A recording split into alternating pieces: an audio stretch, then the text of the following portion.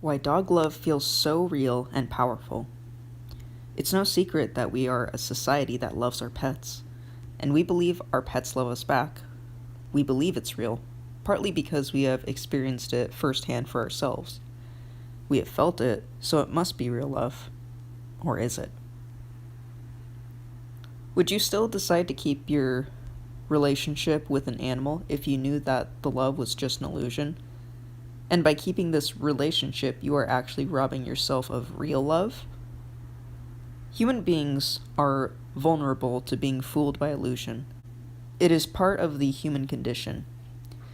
If we weren't, TV, movies, and stories would have no entertainment value to us. They are only entertaining because our brain gets tricked by our imaginations into buying that the story is real, even though simultaneously we know it isn't. Doing anything with clothing choices, makeup, or hair would likewise have no value to us if we were not tricked by illusion. Illusion is so powerful to the human mind that we even fool ourselves with it. For example, you wake up in the morning, you look like hell, and you wouldn't want to see anybody, but you shower, get dressed, put on some makeup, and then look at yourself in the mirror, and you are happy with what you see. But you are, in fact, the exact same person you were before you took a shower. You feel better. You are believing an illusion and truth at the same time. I remember one comment made by a dog owner. She was being sincere and even sounded sad when she explained that she was starting to see that it was true, that her dog doesn't love her, but she couldn't understand why. Not only did it feel like her dog loved her, but it actually felt more powerful than plain old love from a human being.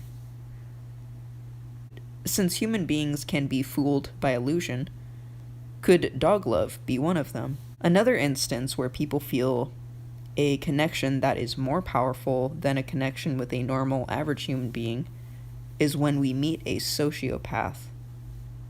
Many people report that sociopaths come on stronger and are more exciting than a plain, old, normal human. The reason for this is that the sociopath is deliberately manipulating you in order to get what he or she wants. The affection and love are fake. A person can become instantly chemically addicted to a sociopath. In the same way, a person can become instantly chemically addicted to the fake, over-the-top, instant, quote-unquote love of a dog. Remember, there is no such thing as instant love or trust, despite what PetSmart's adoption campaigns promise you. Love and trust take time to develop with human beings. So why would it be instant with an animal? In fact, as I have explained before, dogs can never love you at all.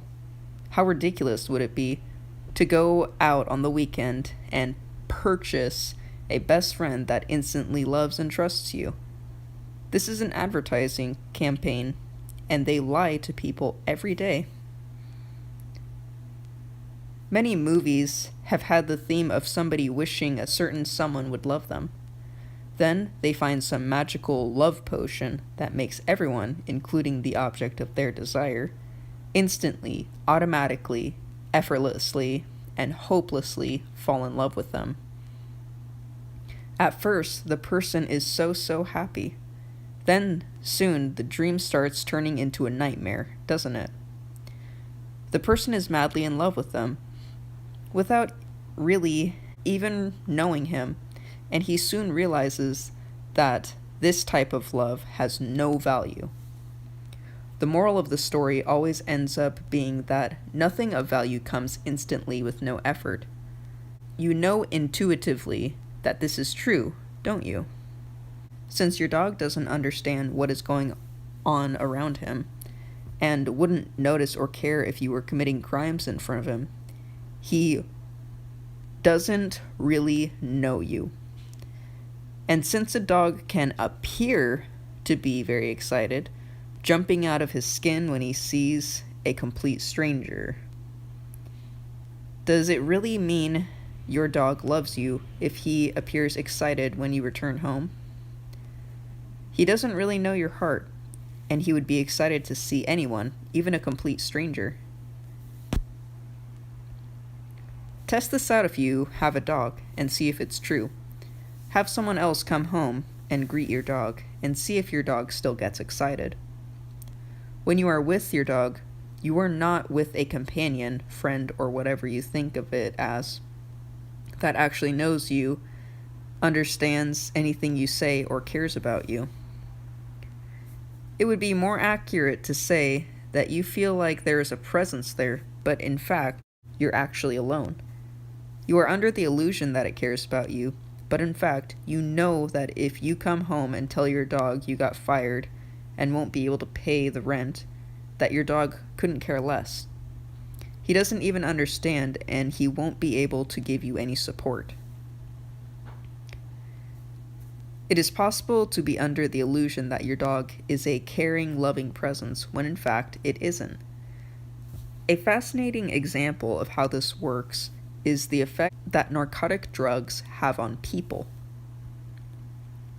Garber Mate, a Vancouver doctor and addictions expert, has a fascinating theory on how addiction develops. I agree with his theory. He says that a baby is born with a fundamental need for attachment and endorphins. Our internal opiates are what facilitate attachment. If you knock out the endorphin system in baby mice, there is no endorphin activity in the brain. The mice will not cry for help, and they will die. So the need for attachment, the close proximity of another, is essential for our survival. That is why it is so very, very powerful.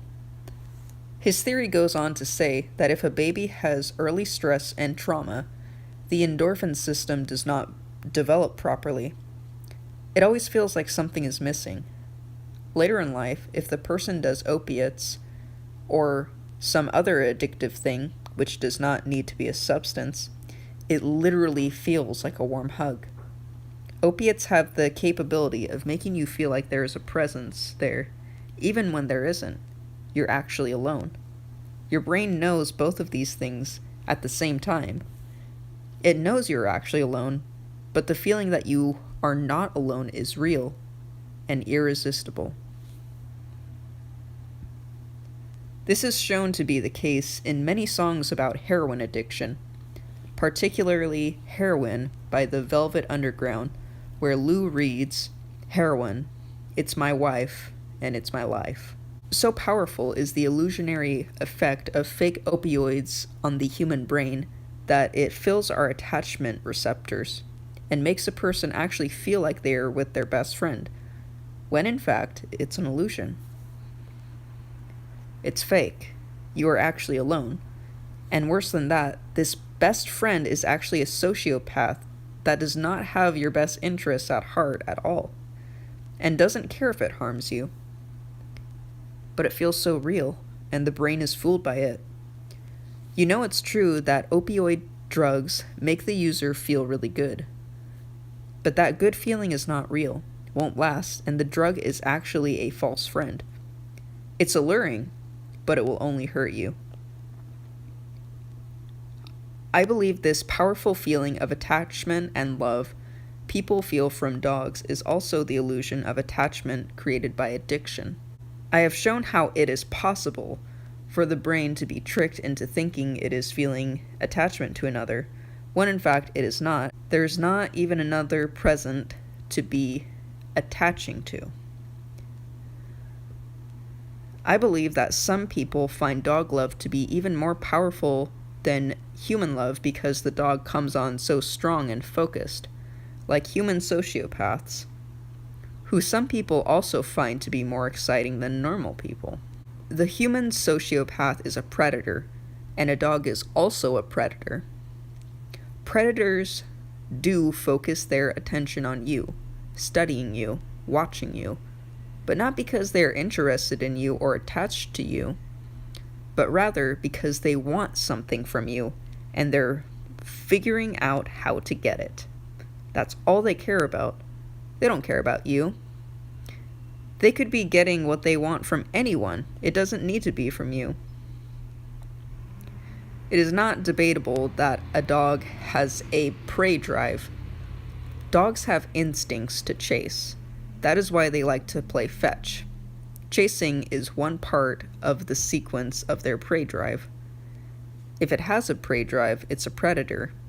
Even if your dog has never bitten anyone, or even seemed like it wanted to, or is so small that it could barely do any damage, it still has a prey drive and therefore has the mind of a predator. Predators do not love you. Human predators don't love you.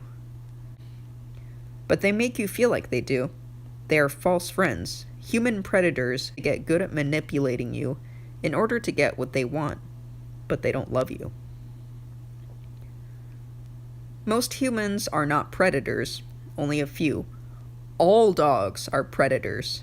So you can be in the presence of a dog, and because it can fool your brain into thinking that you are feeling love and attachment, perhaps even more intensely than from your human family members, you may find it tempting to indulge in receiving cheap dog love, just as some people are tempted into doing heroin.